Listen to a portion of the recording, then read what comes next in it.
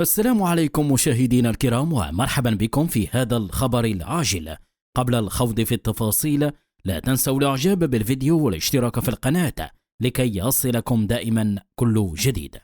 شهدت مدرجات الملعب مساء اليوم لحظة مميزة ولافتة بعدما التقطت الكاميرات احتفال ولي العهد الأمير مولاي الحسن وشقيقته الأميرة لالا خديجة عقب تسجيل المنتخب المغربي لهدف في مرمى منتخب تنزانيا.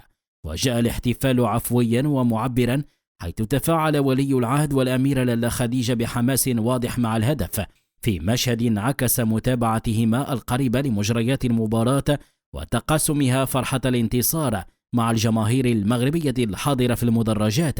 هذا المشهد لقي تفاعلا واسعا على منصات التواصل الاجتماعي، حيث تداول المغاربة الصور ومقاطع الفيديو بكثافة، معتبرين أن حضور ولي العهد والأميرة لالا خديجة ودعمهما المعنوي للمنتخب الوطني يشكل رسالة قوية للاعبين ويعكس الاهتمام الملكي بالرياضة الوطنية. ويواصل المنتخب المغربي تقديم أداء مميز في المنافسات القارية وسط دعم جماهيري ورسمي كبير يؤكد مرة أخرى المكانة الخاصة لكرة القدم في قلوب المغاربة باعتبارها مصدر فخر ووحدة وطنية. شكرا لكم على حسن المتابعة.